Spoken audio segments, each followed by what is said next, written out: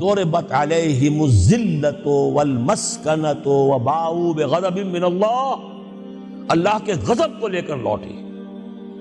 یہ ہے اصل میں وہی معاملہ جو آج ہمارے ساتھ ہے۔ اللہ کا قانون تو غیر جانبدار ہے۔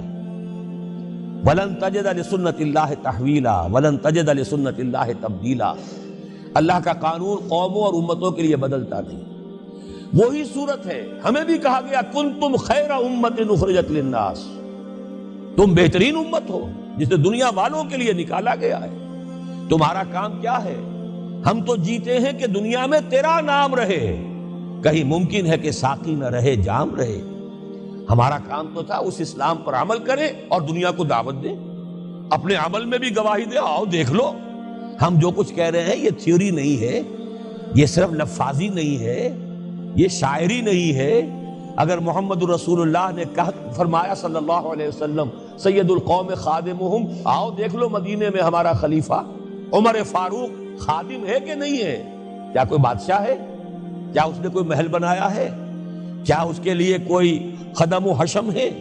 کیا اس کے لیے کوئی باڈی گارڈ ہے؟ کچھ بھی نہیں۔ جیسی جھونپڑیاں دوسروں کی ہیں ویسی جھونپڑا اس کا ہے، جیسے پیبند لگے ہوئے کپڑے دوسروں کے ہیں بلکہ دوسروں کے بہتر بھی ہوں گے، اس کے کپڑوں میں پیبند لگا ہوا ہے، اس کے نام سے قیصر و کسریٰ کے درباروں میں لرزہ ہے، لیکن اس کی سادگی کا عالم یہ، آؤ دیکھو، see with your own eyes, come here, see it۔ یہ اگر ہم کرتے اور کر سکتے، جب تک کرتے رہے تو ہم سے اونچا کوئی نہیں، اللہ کا ہم سے بڑھ کر محبوب کوئی نہیں، ہم سے زیادہ امت مرحومہ اور کوئی نہیں۔ لیکن جب ہم نے برعکس روش اختیار کی تو کیا ہوا؟ جیسے انہیں پٹوایا گیا تھا ایشورینز کے ہاتھوں، ہمیں پٹوایا گیا سب سے پہلے جو صلیبیوں کے ہاتھوں، کروسیڈرز۔ کئی لاکھ مسلمان قتل ہوا کروسیڈز کے اندر۔ جب پہلی مرتبہ عیسائیوں نے قبضہ کیا یروشلم پر، تقریباً 90 برس 88 برس عیسائیوں کے قبضے میں رہا ہے، اب وہ دوبارہ چلا گیا یہودیوں کے قبضے میں۔ اس وقت جو ہے اتنا قتل عام ہوا تھا عربوں کا اور مسلمانوں کا یروشلم میں کہ جب فاتحین کے گھوڑے داخل ہوئے ہیں شہر کے اندر تو گلیوں کے اندر ان کے گھٹنوں تک خون کی نہر بہہ رہی تھی۔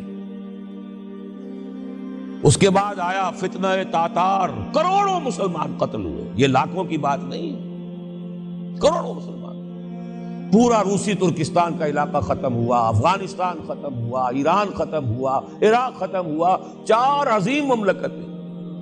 اور آخری خلیفہ بنو عباس کا وہ گھسیٹ کر نکالا گیا اپنے محل سے، مستعصم باللہ۔ ویسے تو نسلاً تو حضور کے چچا کی نسل سے تھا، عباسی تھا، حضرت عباس رضی اللہ تعالی عنہ کی نسل سے ہے، مستعصم باللہ، لیکن اس کو گھسیٹ کر نکالا گیا ایک جانور کی کھال کے اندر لپیٹ کر، اور تاتاریوں نے اپنے گھوڑوں کے سنوں تلے اسے کچل دیا۔ وہ دن اور آج کا دن پھر امت مسلمہ کی قیادت عربوں سے چھین لی گئی۔ اس کے بعد اللہ نے پھر کرم فرمایا، پھر کچھ اولیاء اللہ کے ذریعے سے، کچھ صوفیاء کے ذریعے سے اتنا بڑا معجزہ ہو گیا، جیسا کہ حضرت عزیر علیہ السلام کے ذریعے سے ہوا تھا کہ یہود میں دوبارہ انابت اللہ، توبہ کا جذبہ پیدا ہو گیا۔ ایسے ہی کچھ صوفیاء کرام کے ذریعے سے، نیک لوگوں کے ذریعے سے، اللہ والوں کے ذریعے سے، وہی تاتاری جنہوں نے کروڑوں مسلمانوں کو قتل کیا تھا خود مسلمان ہو گئے۔ ہے آیا فتنہ تاتار کے افسانے سے، پاسباں مل گئے کعبے کو صنم خانے سے۔ پھر غلبہ ہوا، پھر ترکوں کی عظیم حکومتیں قائم ہوئی، ترکان تیموری، Terken Usmani, Terken Seljuqi, Terken صفوی۔ عرب تو معزول ہو گئے تھے لیکن ترکوں کی زیر قیادت پھر گریٹ آٹومان امپائر میں قائم ہوئی۔ اس کے بعد پھر جب وہ ترکوں کے اندر بھی وہی بادشاہت، وہی عیاشیاں، وہی محل بن رہے ہیں، وہی جو ہے توپ کاپی محل جا کر دیکھ لیجئے، وہی عیاشیاں شروع ہو گئی، وہی عللے تللے ہو گئے، وہی ظلم شروع ہو گئے، تو پھر اللہ نے دوبارہ پھر ہمیں یورپی اقوام کے ہاتھوں ذلیل کیا، کہیں انگریزوں کے غلام، کہیں فرانسیسیوں کے غلام، کہیں اطالویوں کے غلام، کہیں ولندیزیوں کے غلام۔ پورا عالم اسلام اس صدی کے آغاز میں پہلی جنگ عظیم کے بعد پورا عالم اسلام غلامی میں تھا، سوائے نجد کا ایک علاقہ تھا کہ نجد میں ابھی تیل برآمد نہیں ہوا تھا، ورنہ سب سے پہلے پنجے وہاں گڑتے، وہاں ریت میں جا کے لینا کیا تھا۔ باقی تو یہ ہندوستان غلام ہے، انڈونیشیا غلام ہے، سب کے سب یہ جاوا، سماٹرا، چلتے جائیے، سب غلام ہیں۔ اس کے بعد ایران چاہے براہ راست غلامی نہیں تھی لیکن انگریزوں کے انتداب میں تھا، کنٹرول انہی کا تھا۔ عراق پر انگریزوں کا کنٹرول تھا۔ اسی طریقے سے یہ ساری جو عرب مملکتیں ہیں یہ